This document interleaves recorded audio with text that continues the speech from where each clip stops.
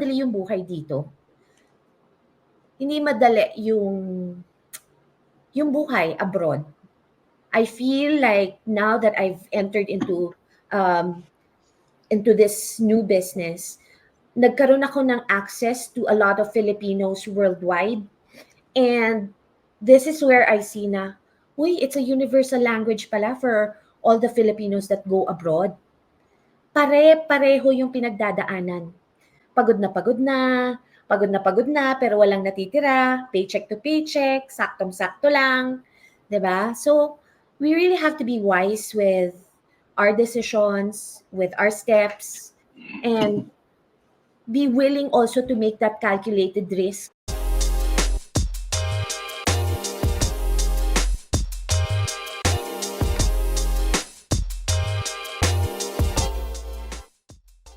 You are the type of person who have saved, invested, kaya hindi mo sobrang ramdam. I'm sure ramdam mo, pero like what you've said, meron kang mga financial goals.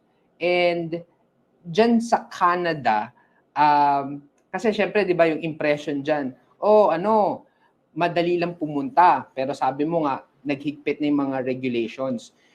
Yung kaya ko sinishare yon, minsan yung mga Pinoy na talagang desperate to go, minsan nahuhulog sa mga scammer na, sige, kami bahala sa'yo, pero yung pala hindi matutuloy, kukuha na ng pera, or pagdating mo sa Canada, bahala ka na. Any tips na lang for Filipinos na they really want to go, pero siguro heads up sa kanila na hindi sila ma-fall sa mga nabubudol na Pinoy or mga nasa-scam na Pinoy? When you come here, talagang you have to be ready in all aspects, financially, emotionally, physically, and even spiritually. Kasi there will be really times na parang you will really question yung decisions mo. It's probably because you really have to be very agile. You're in a different country, and therefore yung mga ina-expect mong nakikita mo sa social media, hindi naman ganun lagi. It's not always ideal. There are days na hindi talaga nangyayari yung mga expectations mo. So you really have to be ready. You really have to be resilient and learning how to ask din talaga for help from people, from your community, from just everyone that you meet dito sa Canada or wherever you are. Yeah, so you're saying, kumbaga, just be agile, be ready, yung mga expectations hindi talaga nangyayari. So can you say na maraming mga kababayan dyan natin sa Canada na in social media, wow, living the life, pero they are really struggling and having a hard time? Oo, Neil. Ang dami. Magugulat ka. Parang, sabi ko, parang ang sarap tingnan, pero makikita mo, behind closed doors, they're working, I don't know, how many hours and how many jobs. Talagang yung reality talaga, hindi madali yung buhay dito. Hindi madali yung buhay abroad. I feel like now that I've entered into this new business, nagkaroon ako ng access to a lot of Filipinos worldwide. And this is where I see na, uy, it's a universal language pala for all the Filipinos that go abroad. Pare-pareho yung pinagdadaanan. Pagod na, pero walang natitira, paycheck to paycheck, saktong-sakto lang, 'di ba? So, we really have to be wise with our decisions, with our steps, and be willing also to make that calculated risk. 'Di ba? Pero be smart with your decisions. Aral-aral din. Yeah. Yung nasabi mo nga, no, na yung mga Pinoy na sobrang nahirapan sila. Tapos syempre, dahil nasa abroad ka, tingin nila damong pera. May expectation or minsan feeling nila entitled sila na meron silang pinapadalhan sa'yo.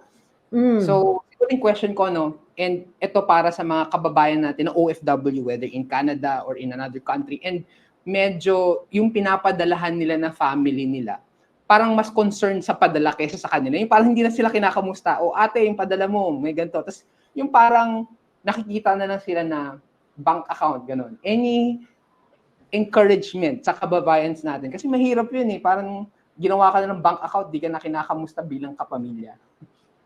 Oo, actually, Neil, kasi nga, di ba, nag-work pa rin ako sa Pilipinas. So, a lot of my friends in school and the Filipino community here, alam nila na minsan meron akong extra sa Pilipinas. So, minsan, ang ginagawa namin, para hindi na rin, like ako, wala na rin akong mga service charges, and sila din, hindi din sila ma-charge sa pagpapadala nila, I would send money to their families, and they in return would send me dollars here. So, win-win for both of us. Nakikita ko talaga yung pattern na buwan-buwan, kahit na walang natitira sa kanila, nagpapadala sila. Sabi ko, bakit ganyan? Eh ate, humingi eh, hindi ko matiis. Sabi ko, grabe no? Sabi ko, may natira pa ba sa'yo? Di bale na ate, magtitipid na lang ako. Minsan, talagang yung kinakain, nagbabaluktot na, talagang itlog na lang. Alam mo yon, nagtitipid talaga. Para-paraan na lang talaga. They eat bread or pasimple na lang. Simple na lang talaga yung lifestyle dito. Hindi nila alam, ang laki ng pinapadala sa Pilipinas, pero hindi nila alam yung mga pamilya pala nila dito sa Canada or, abroad. Medyo hirap na rin talaga. Yeah, nakakalungkot rin kasi syempre may mga kaibigan din ako na working abroad eh. And syempre, masakit din yun na parang yung puro pera-pera na lang at hindi na ano. So, sana ma-appreciate ng mga kababayan natin na Pinoy, na family na sa Pilipinas na blood, sweat, and tears lahat ng padala. Hindi ibig sabihin Canadian dollar or whatever conversion, malaki na. Hindi nila alam yung sakripisyo or minsan yung gusto sana lang bilhin na gamit or pagkain instead na para sa sarili binibigay sa iba. So hopefully na mas ma-appreciate ng na nagsusumikap talaga yung pamilya.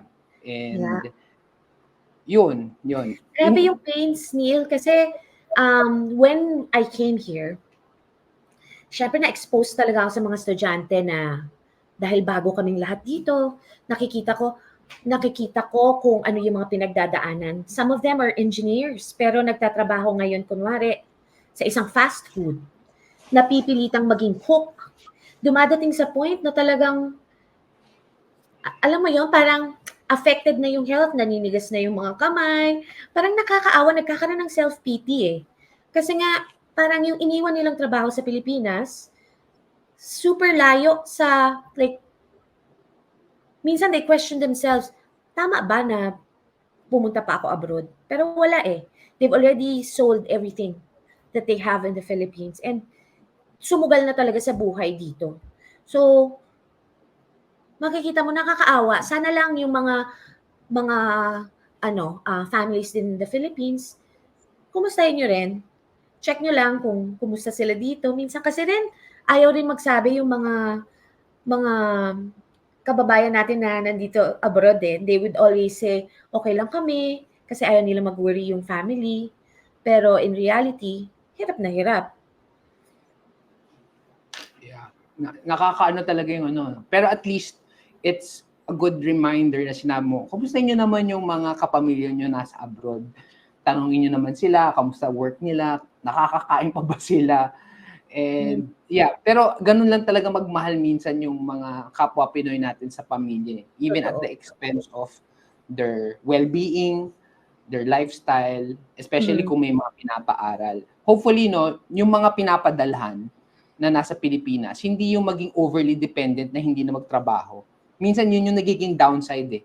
Tapos, nagiging pa minsan, nagkakaroon pa ng bisyo pa at yung mga yung hard-earned money ng kapamilya mo abroad, nagiging bisyo pa. May mga stories ka pa na gano'n, na yung pinapadala na squander lang. True. So yun. So, yun lang. But thank you for at least encouraging us sa mga kababayan natin. Siguro, pala ako, step back ako. Ba't Mhm. pala kayo nag-move sa Canada? I'm sure there's pros and cons, sabi mo naman worth it. Pero ano ba yung pinaka like reason? Ano yung thought process mo? Especially for those who are watching na nag-iisip din in going to abroad or Canada. Ano yung naging thought process mo or at least decision point na, oh, sige, tara, push, punta tayo sa Canada. New territory pero lalaban tayo.